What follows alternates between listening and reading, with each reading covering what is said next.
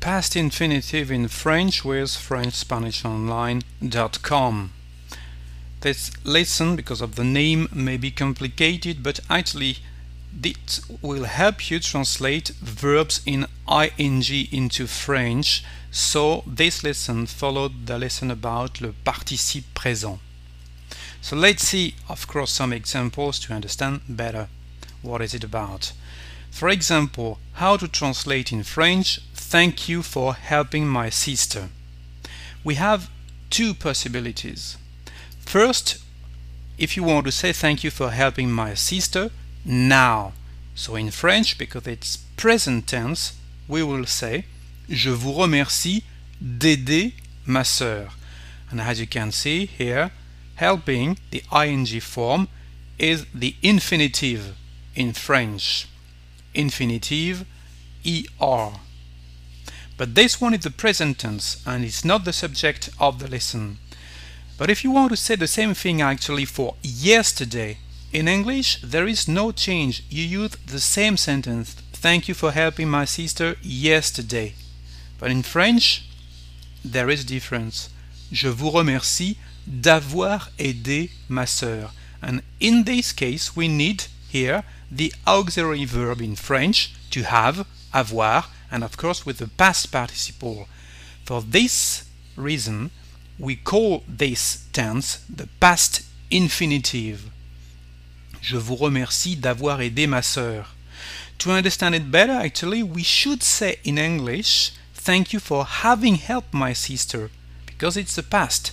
But nobody speaks like that nowadays. So that's why when you have to translate from English into French such sentences, pay attention to the tense, because in French there is a big difference.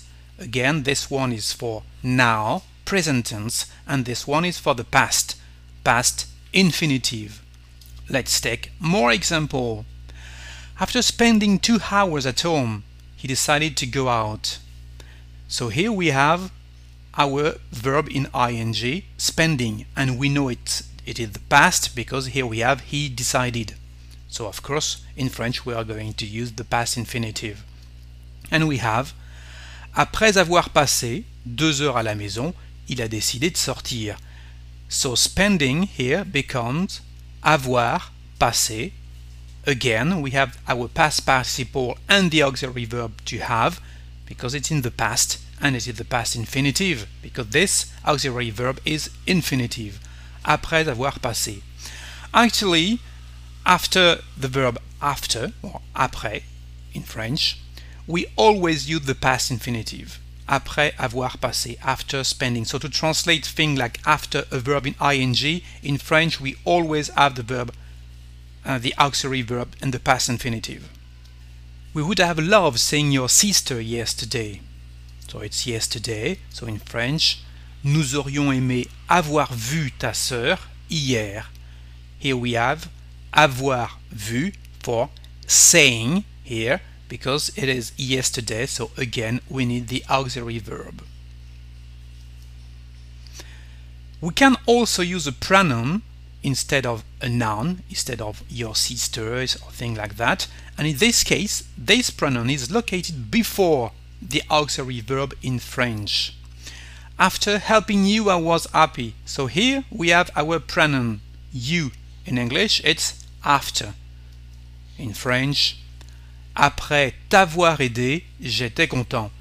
So here you remember that after the word after we have the past infinitive all the time in French. So here we have avoir aidé, and you here becomes the T apostrophe because of the vowel of avoir, but before the auxiliary verb.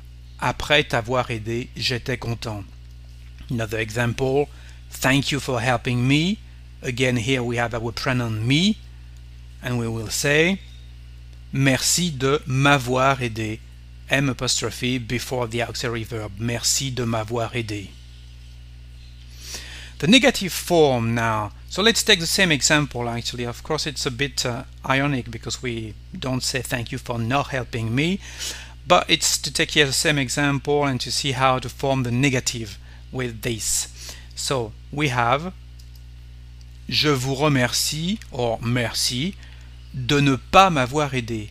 As you can see here, ne pas, or before, again, the auxiliary verb and the pronoun when you have one. So, je vous remercie de ne pas m'avoir aidé. As you can see, the structure is a bit different of the negative form usually.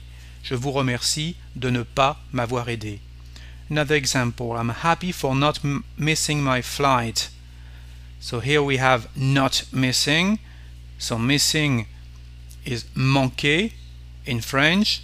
It's the past, so avoir manqué. We know that the negative form is before, so we have ne pas avoir manqué. So now you know how to translate I'm happy for not missing my flight. We have je suis content, or je suis contente if you are a girl, de ne pas avoir manqué mon vol. You also know that in French we have two auxiliary verbs. The verb to have, of course, we have just seen some examples about it, and the verb to be. You know, or you remember that we use the verb to be with verbs expressing a move in French, like to go, to come, etc. So let's take some example where we have to use the auxiliary verb to be. He remembered that he came here when he was young. So this is your sentence. Actually, you could also say he remembers coming actually here when he was young. So that's interesting because we have a verb of movement here, to come, so we need the verb to be as an auxiliary verb in English. In French. Il se rappelle être venu ici quand il était jeune. As you can see, we have here our verb to be, être venu. The same actually structure, but with the verb to be, though it's a past infinitive too. Thank you for coming. We use a lot actually this sentence. Thank you for coming. Again, the verb coming, so the verb to be in French. Merci d'être venu. And you write it with an E if it's a girl, if it's about a girl, but the pronunciation is the same. Merci d'être venu. Another example, she made her homework alone without being helped. So we have here the verb actually to be, and we use the verb avoir with the verb to be. Elle a fait ses devoirs sans avoir été aidée. Elle a fait ses devoirs sans avoir été aidée. You could say actually elle a fait ses devoirs sans être aidée. It's perfect French too, but actually it's more related with something present. And here in English we have she has made her homework alone without being helped. It will be this translation in French. Elle a fait ses devoirs sans être aidée. But both are correct actually, and sometimes even in French we mix them. Some exercises now for you. We are going to try to translate these sentences. So we have here two sentences. J'ai cru, so I thought, I believed.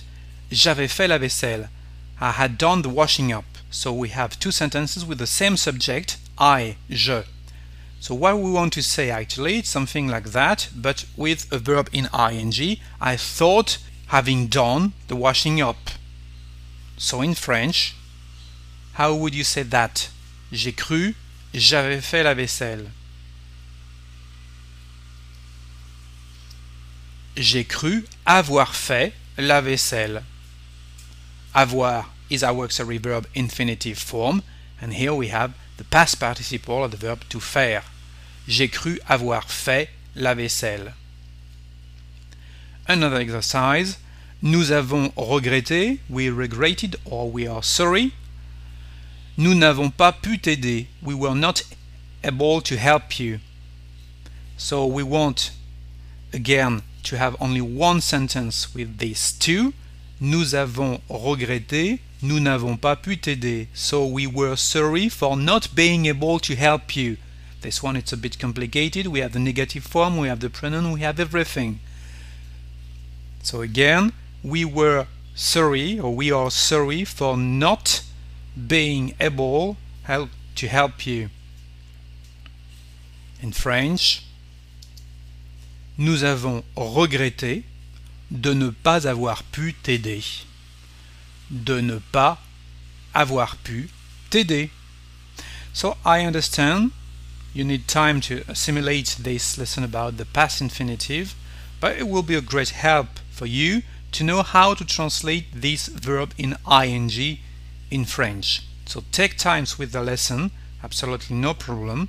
If you have more questions and if you want some help translating some sentences from English to French, you can write me at inquiry@frenchspanishonline.com. I will be happy to help you if I can. And of course, you can go to the site frenchspanishonline.com because it's free. C'est fini.